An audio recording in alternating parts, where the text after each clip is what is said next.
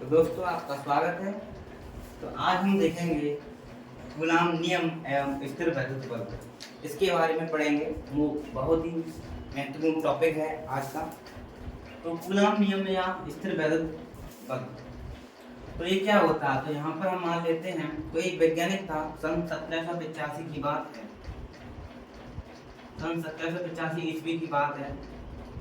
एक वैज्ञानिक थे जिनका नाम था सर जॉर्ज अगस्टिन कूलॉम नामक वैज्ञानिकों ने दो स्थिर आवेशों के मध्य एक सूत्र का स्थापना की, जिसे हम कूलॉम नियम के नाम से जानते हैं। तो उन्होंने क्या किया, दो आवेश लिए, स्थिर आवेश लिए, Q1 एवं Q2 लिया। दो आवेश लिए उन्होंने और इनके बीच की दूरी उन्होंने r मान ली और इन दोनों आवेश का उन्होंने एक्सपेरिमेंट किया था, वह निर्वात में किया। किसमें किया इन्होंने? निर्वात में किया, जहाँ पर एयर ना हो। तो सन 1785 में सर जॉर्ज अगस्टिन कूलॉम नामक वैज्ञानिक ने दो आवेशों के मध्य कार्यरत आकर्षणीय प्रतिकर्षण बल का अध्ययन कर उनके बीच एक सूत्र को स्थापित किया, जिसे हम कूलॉम नियम के नाम से जानते हैं। इसने इधर एक आवेश रखा, इधर एक आवेश रखा। तो उन्होंने देखा दो आवेश रखे, r दूरी पर रखे। तो उन्होंने देखा जब दो आवेश पास पास थे तो उन्होंने देखा दूर दूर जा रहे थे या तो पास पास आ रहे थे। यानी जब दो आवेश को उन्होंने Q1 r दूरी पर रखा तो उनमें या तो आकर्षण हो रहा था या तो प्रतिकर्षण हो रहा था। या आकर्षण प्रतिकर्षण किस कारण हो रहा था? जरूर ना जरूर इन दोनों में क्या लग रहा, बल लग रहा था। तो उसी बल को उन्होंने नाम दिया, उसी बल को उन्होंने डेफिनेशन के रूप में प्रदर्शित कर दिया, जैसे हम कूलॉम नियम या स्थिर वैद्युत बल नाम के जानते हैं। तुम बताएंगे। तो उन्होंने बताया सन 1785 ईस्वी में सर जॉर्ज अगस्टिन कूलॉम नामक वैज्ञानिक ने दो आवेशों के मध्य कार्यरत आकर्षण एवं प्रतिकर्षण बल के बारे में बताया और इन्होंने एक सूत्र को स्थापित किया, जिसे हम कूलॉम नियम के नाम से जानते हैं। और इन्होंने इस सूत्र का स्थापना भी की, जिसको हम देखेंगे। हम थोड़ी सी थ्योरी लिख लेते हैं। हम देखेंगे सन 1785 ईस्वी में सर जॉर्ज अगस्टिन कूलॉम नामक वैज्ञानिक ने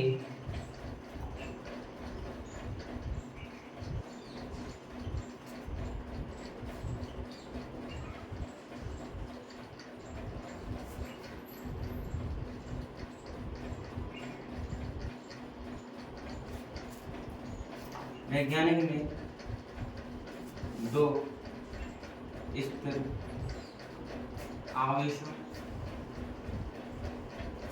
के मध्य कार्यरत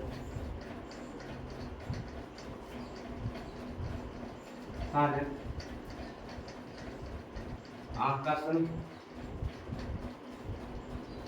प्रतिकर्षण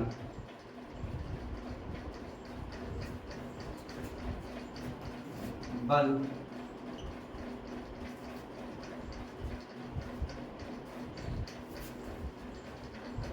की स्थापना की,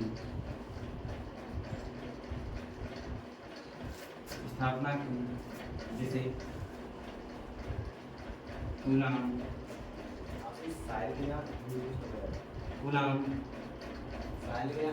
नियम के नाम से जाना जाता है।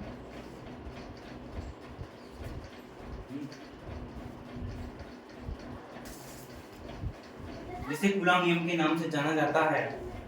और यह स्थिर, इसको हम स्थिर वैद्युत बल ही बोल सकते हैं। तो यह बल निम्न घटकों पर भी निर्भर करता है। आइए उसको भी देखते हैं। हम लिखेंगे यह बल, इसको मिटा देते हैं। यह बल निम्न घटकों पर निर्भर करता है।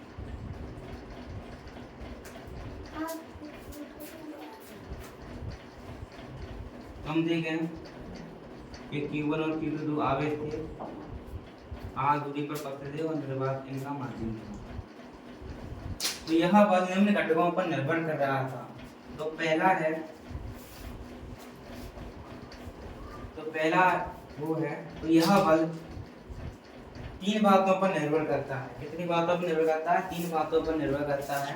तो पहला ये है, यह बल जो बल है F से प्रयुक्त करेंगे, यह बल दोनों आवेशों के परमाणु गुणनफल के समानुपाती होगा, यानी Q1 × Q2 के गुणनफल क्या होगा? समानुपाती होगा। तो ये पहली बात हम लिखेंगे, यह बल दोनों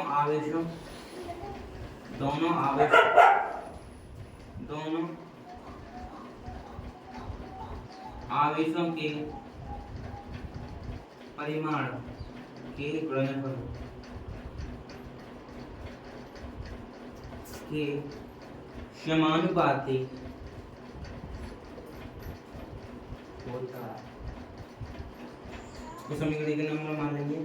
इसी प्रकार दूसरा, यह बल दोनों आवेशों के मध्य दूरी के वर्ग के व्युत्क्रमानुपाती होता है। व्युत्क्रमानुपाती होता है, यानी यह बल होगा, जो बल होगा दोनों के बीच की दूरी कितनी? r, उसके क्या होगा? व्युत्क्रमानुपाती होगा। समीकरण नंबर 2। वहाँ पे 2 समीकरण बन चुके हैं।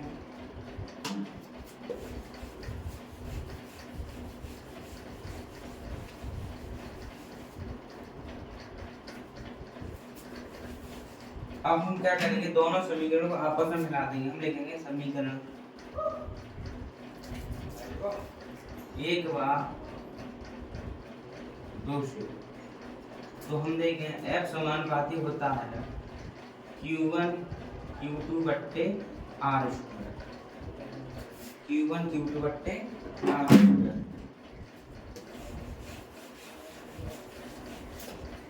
जैसा दोस्तों हम जानते हैं, जब इस समानुपाती के चिन्ह को उठाएंगे कोई ना कोई नियतांक आता है। तो इधर भी एक नियतांक आएगा। जैसे ही हमने इसको उठाया तो एक नियतांक निकल कर आया, इसका मान है K, नाम है K Q1 Q2 बट्टे R स्क्वायर। तो यह आपका कूलम्ब नियम है। हम लिखेंगे जहाँ K क्या है? समानुपाती नियतांक, या स्थिर वैद्युत बल नियतांक या कूलम्ब नियतांक भी बोल सकते हैं। कूलम्ब नियतांक हो गया। तो अब हम देखेंगे K का क्या क्या मात्रक होगा, K का क्या मान होगा। तो पहले तुम कूलम्ब बल की प्रकृति देख लेते हैं। कूलम्ब बल की प्रकृति किस प्रकार? या तो दोनों आवेशों को अपने पास लेकर आएगा या दूर दूर लेकर आएगा। तुम कह सकते हैं कूलम्ब बल की प्रकृति कैसी होगी? प्रकृति की बात करें, कूलम्ब बल की प्रकृति आकर्षण और प्रतिकर्षण होगी, इसलिए हम पॉजिटिव और नेगेटिव ले सकते हैं। ये Q1 Q2 बट्टे R स्क्वायर। कूलम्ब बल की प्रकृति पॉजिटिव का आकर्षण और प्रतिकर्षण भी हो सकती है। कैसी होती है? आकर्षण भी हो सकती है या प्रतिकर्षण भी हो सकती है।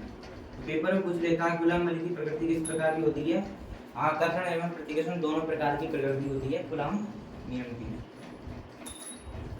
तो हम K के संदर्भ में पढ़ेंगे K क्या चीज है, K का क्या मात्रक होगा, सभी के बारे में देखेंगे। चलिए आगे चलते हैं दोस्तों। चलिए अब हम देखते हैं K का मान MKS पद्धति में। दोस्तों MKS पद्धति में K का मान होता है 1/4 पाई एप्सिलॉन। इधर F, इसको बोलेंगे हम निर्वात की विद्युतशीलता। क्या बोलेंगे? निर्वात की विद्युतशीलता।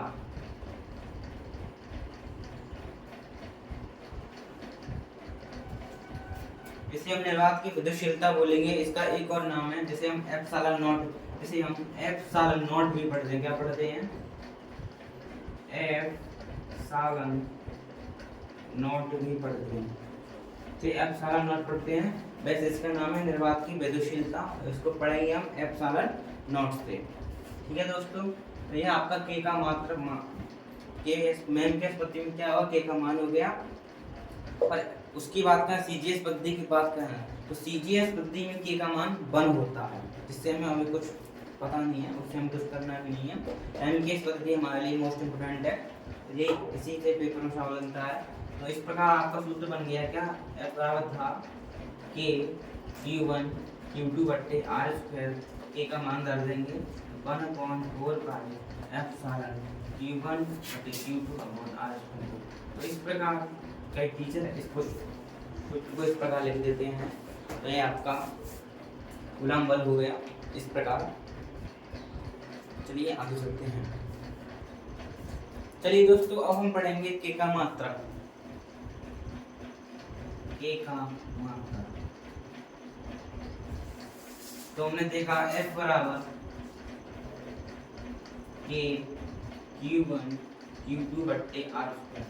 यहाँ से के का मान निकालना है तो F आर स्क्वायर बट्टे Q1 अपॉन Q2। तो यहाँ से मात्रा देखें, F क्या है, बल है, बल का मात्रा क्या होता है, न्यूटन। और R क्या है, दूरी, दूरी यानी मीटर, वर्ग लगाया तो वर्ग स्क्वायर। अच्छा, और ये क्या है, आवेश है, ये भी आवेश है। इसका मात्रा क्या हो, कूलम्ब, इसका मात्रा कूलम्ब यानी क्या है, कूलम्ब स्क्वायर, कूलम्ब स्क्वायर। तो पेपर में क्वेश्चन आया हुआ है, अभी पूर्व वो एग्जाम हुए थे अभी फिलहाल ही रिसेंटली, तो इसमें क्वेश्चन आया था के का मात्रक क्या होगा। तो आपको यह टिक करना था, पेपर में आया हुआ क्वेश्चन है, मोस्ट इम्पोर्टेंट। यहाँ से क्वेश्चन बना था कि के का मात्रक निम्न में से क्या है, तो यह आपको यह मात्रक बताना था। हम शॉर्टकट में इसको लिख सकते हैं न्यूटन इनटू मीटर स्क्वायर बट्टे, इस प्रकार लिखेंगे न्यूटन इनटू मीटर स्क्वायर बट्टे कूलम्ब स्क्वायर। ये आपका क्या होगा, मात्रा हो गया। इसकी विमा की बात करें हम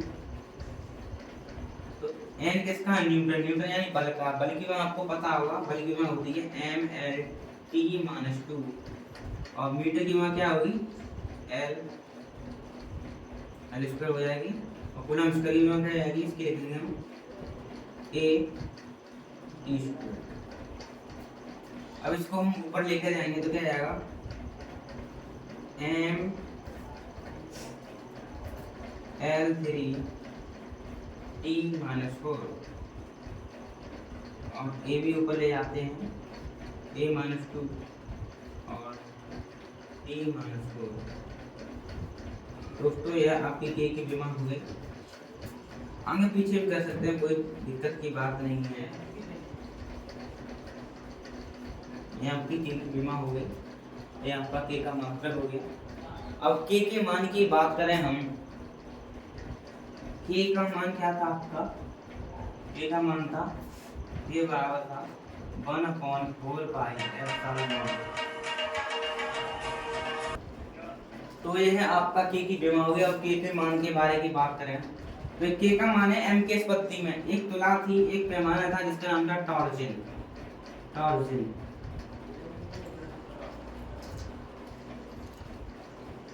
टार्जन तुला से इसका मान नापा गया, वो निकल कर आया 9×10⁻⁹ न्यूटन इनटू मीटर स्क्वायर बट्टे कूलम्ब स्क्वायर। इस मान को आप याद कर लो या क्वेश्चन करते हैं तो इस मान का बहुत ही प्रयोग होता है। इसका मान है 9×10⁻⁹ न्यूटन इनटू मीटर स्क्वायर बट्टे कूलम्ब स्क्वायर। तो यह आपका के का मान हो गया, के का मात्रक देख लिया हमने और के की विमा भी देख ली। अब हम पढ़ेंगे एप्सिलॉन नॉट के बारे में पढ़ेंगे, उसका मान देखेंगे क्या होता है। चलिए आइए हम थोड़ा एप्सिलॉन नॉट के बारे में भी अध्ययन कर लेते हैं। तो हमने देखा के बराबर क्या था आपका, के बराबर था 1/4 पाई एप्सिलॉन नॉट। तो यहाँ से हम एप्सिलॉन नॉट का मान निकालें तो निकल कर आता है 1/4 पाई के। तो मैं यहाँ से हम देखें एप्सिलॉन नॉट के व्युत्क्रमानुपाती, इसका तात्पर्य यह है जो के का मात्रक था उसको जस्ट उल्टा करने पर एप्सिलॉन नॉट का मात्रक मिल जाएगा। इसी प्रकार इसकी विमा उल्टी करने पर इसकी विमा मिल जाएगी। तो हम डायरेक्ट देख सकते हैं एप्सिलॉन नॉट की विमा क्या हो जाएगी, इसकी विमा हो जाएगी mL टी यही थी, उधर ले लेंगे -1 -3 और 4 2, ये विमा हो जाएगी इसकी, ये विमा हो गई। और इसकी मात्रा की बात करें, इसका मात्रा निकल कर आएगा कूलम्ब स्क्वायर बटे न्यूटन इंटू मीटर स्क्वायर। तो इसका ये मात्रा निकल कर आ गया। तो इसकी मान की बात करें हम, तो मान क्या होगा, हमने देखा एप्सिलॉन नॉट बराबर क्या है 1/4 पाई के। तो देखें हम मान निकालें इसका, चाहे ऐसा का ऐसा ही। पाई का मान कितना होता है 3.14 और के का मान कितना है 9 × 10⁻⁹। तो जब इस वैल्यू को पूरा सॉल्व करते हैं तो आंसर निकल कर आता है 8.85 10⁻⁻12 कूलम्ब स्क्वायर बटे न्यूटन इंटू मीटर स्क्वायर। तो यह आपके एप्सिलॉन नॉट का मान निकल कर आया। आप इस मान को याद रखें, क्वेश्चन की दृष्टि से महत्वपूर्ण है। जो क्वेश्चन करते हैं उसमें इस मान का प्रयोग होता है। चलिए आइए आगे देखते हैं। कूलम्ब बल की निर्भरता, अब हम देखेंगे कूलम्ब बल किन किन बातों पर डिपेंड करता है। तो पहले तो हम देखते हैं कूलम्ब बल की प्रकृति किस प्रकार की है। प्रकृति हमने आपको बता दी कि आकर्षण प्रतिकर्षण प्रकृति होती है, उसको बताने कोई तात्पर्य नहीं है। इसकी निर्भरता के बारे में देखते हैं, हम देखेंगे यह बल किस पर निर्भर करता है। यह बल दोनों आवेशों के परिमाण पर, दोनों आवेशों के परिमाण के गुणनफल पर, परिमाण के गुणनफल पर निर्भर करता है। दूसरी बात, यह बल दोनों आवेशों के मध्य की दूरी पर भी निर्भर करता है। दोनों आवेशों के मध्य की दूरी पर भी निर्भर करता है। और तीसरी बात, माध्यम की प्रकृति पर भी निर्भर करता है। माध्यम की प्रकृति पर भी निर्भर करता है। माध्यम की प्रकृति का तात्पर्य क्या है, पहले हमने जो बल लिखा था वो निर्वात माध्यम क्या था, उसका निर्वात था। तो बल निकल कर आया था F बराबर K Q1/Q2 बट्टे r²। ये कब का बल था, या Q1 Q2 था, r होती है। माध्यम क्या था आपका, निर्वात था। क्या था आपका, निर्वात। निर्वात में हमने बल निकाला था, तो हम इस प्रकार इसको भी ले सकते हैं, F भी ले सकते हैं, V फॉर वैक्यूम। तो इस बल को हम पढ़ेंगे क्या, निर्वात के संगत बल। तो निर्वात में लगा, इसको हम बोल देंगे निर्वात में, निर्वात के संगत बल, संगत बल, क्योंकि ये बल निर्वात में हमने निकाला था। यदि निर्वात की जगह और कोई माध्यम हो, जैसे धात्विक माध्यम वगैरह वगैरह माध्यम कुछ भी हो सकता है, और जो दूसरा माध्यम हो, अन्य माध्यम हो, अन्य माध्यम हो, तो आपको यहाँ पर के का मान तो बताइए, तो के का मान क्या था 1/4 पाई एप्सिलॉन नॉट। और अन्य माध्यम में क्या होगा, अन्य माध्यम में F का मान होगा के Q1 Q2 बट्टे r² होगा, लेकिन यहाँ पर के का मान बदल जाएगा। के का मान होगा यहाँ पर 1/4 पाई एप्सिलॉन। ये क्या है, यह है माध्यम की विद्युतशीलता, इसको बोलेंगे हम माध्यम की विद्युतशीलता।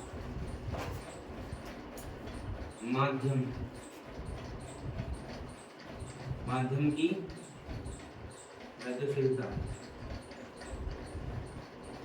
क्यों, जब हम निर्वात में बल लगाया तो निर्वात की विद्युतशीलता हो गई है।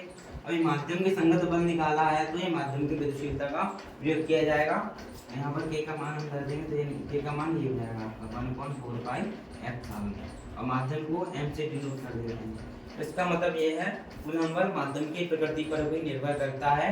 तो निर्वात माध्यम था, तो निर्वात के संगत बल लगा। जब माध्यम है तो माध्यम के संगत, इसको बोल देंगे हम माध्यम के संगत बल, माध्यम के संगत बल। तो इस प्रकार ये आपका निर्भरता के बारे में होता है। अब हम देखेंगे कूलम्ब बल की सीमाएं। ठीक है, आगे चलते हैं। अब हम देखेंगे कूलम्ब बल की सीमाएं, लिमिटेशन ऑफ कूलम्ब लॉ। तो पहली सीमा यह है तो यह कूलॉम नियम है, केवल और केवल स्थिर आवेशों के मध्य ही लगता है, गतिमान आवेशों के मध्य नहीं लगता। तो हम लिखेंगे यह बल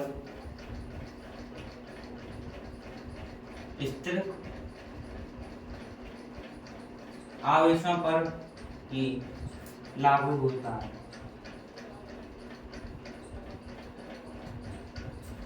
दूसरे पॉइंट की बात करें,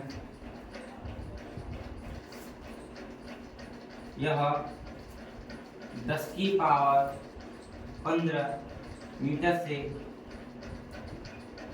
कम दूरी पर लागू होता है।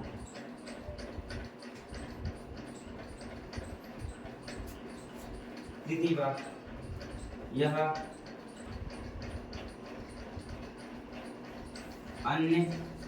बल अन्य आवेशों की उपस्थिति में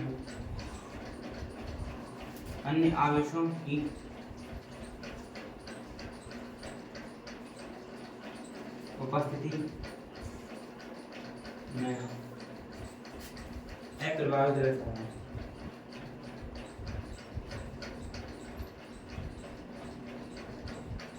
इस बात का क्या मतलब है? मान लीजिए जो दो आवेश हैं आपके Q1 एवं Q2,